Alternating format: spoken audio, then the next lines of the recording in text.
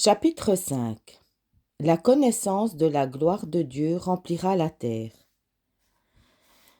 Connaissons, cherchons à connaître l'Éternel.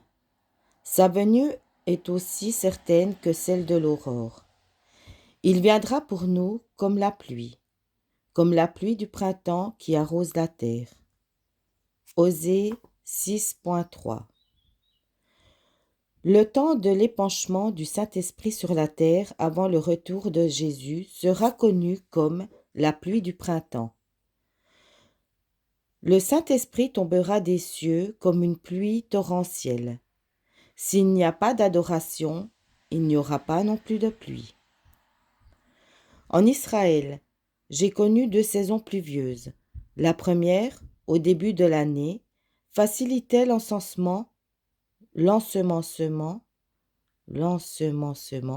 et la deuxième, à la fin de l'année, après plusieurs mois de chaleur et de sécheresse, produisait de grandes moissons.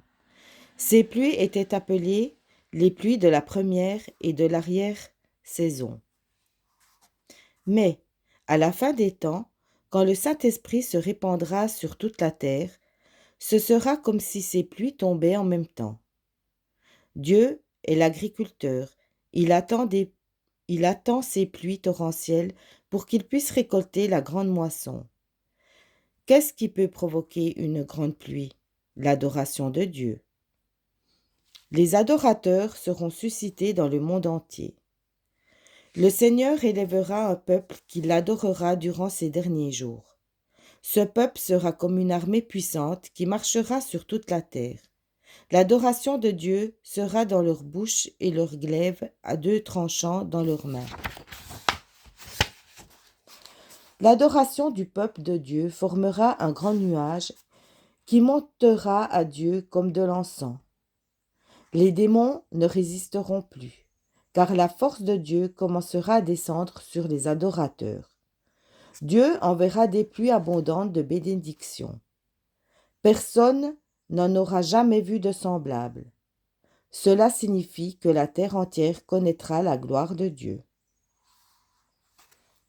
Quand Jésus dit que de la bouche des petits-enfants ont été tirées des louanges, Matthieu 21.16, cela veut dire que les louanges et l'adoration produisent la force. Quand nous adorons et célébrons Dieu, nous créons une atmosphère propice à l'action de Dieu. Alors, il guérit, il libère et fait de grands miracles. L'adoration fait taire l'ennemi et l'empêche d'agir. Les cieux s'ouvrent et les anges peuvent agir. L'Esprit de Dieu est libre pour convaincre l'homme de son péché. L'adoration nous prépare à entendre la voix du Seigneur. Elle nous laisse sensibles et malléables à sa présence et à sa volonté. L'adoration nous fait voir comment nous sommes et quelle est notre situation. Elle produit en nous une contrition, un repentir profond. L'adoration, c'est l'expression suprême de grande allégresse, de jouissance, de plaisir, parce que notre Seigneur est vivant et réel. Nous avons accès à sa présence. Il suffit pour cela que nous nous donnions complètement à lui. Nous ne serons plus jamais les mêmes, parce qu'il nous remplira de son amour. Voulez-vous être une personne victorieuse? Adorez Dieu. Êtes-vous malade? Adorez Dieu. Êtes-vous en crise? Adorez Dieu. Êtes-vous triste? Adorez Dieu. Avez-vous des problèmes financiers? Adorez Dieu. Allez-vous bien? Adorez Dieu. Êtes-vous content? Adorez Dieu. Adorez Dieu à tout moment. Vous ne devez pas toujours demander à Dieu qu'il vous concède quelque chose. Vous n'êtes pas un mendiant. Soyez un adorateur. Faites un essai et regardez le changement qu'il va y avoir dans votre vie. Adorez pour que toute la terre connaisse la gloire de Dieu. Le prophète Ésaïe dit au sujet de sa vision céleste. Ils criaient l'un à l'autre et disaient « Saint, Saint, Saint est l'Éternel des armées. Toute la terre est pleine de sa gloire. » Ésaïe 6.3. Habakkuk écrivit aussi la prophétie que Dieu lui avait donnée. Le Seigneur lui ordonna de l'écrire bien lisiblement, car c'est une prophétie dont le temps est déjà fixé.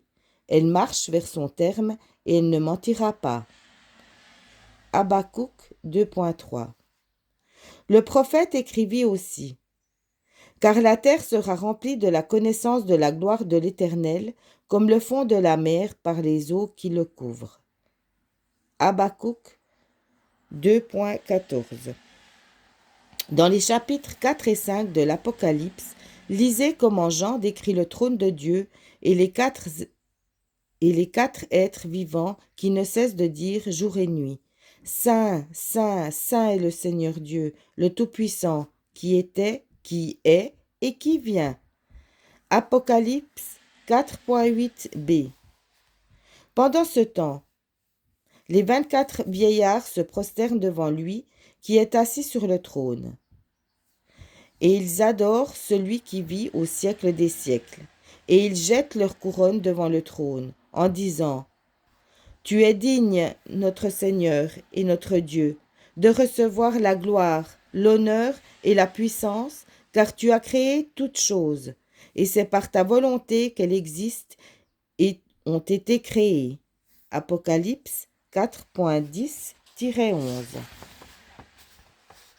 Jean entendit aussi toutes les créatures qui sont dans le ciel, sur la terre, sous la terre, sur la mer, et tout ce qui s'y trouve, qui disaient: À celui qui est assis sur le trône et à l'agneau, soit la louange, l'honneur, la gloire et la force au siècle des siècles. Apocalypse 5.13. Chers lecteurs, l'adoration est essentielle pour les derniers préparatifs de la grande fête, les noces de l'agneau. C'est la rencontre du fiancé avec sa bien-aimée, son Église, nous. Votre bouche prononce ce qu'il y a dans votre cœur. Comme vous approcherez-vous de votre bien-aimé si vous ne savez pas lui déclarer votre amour?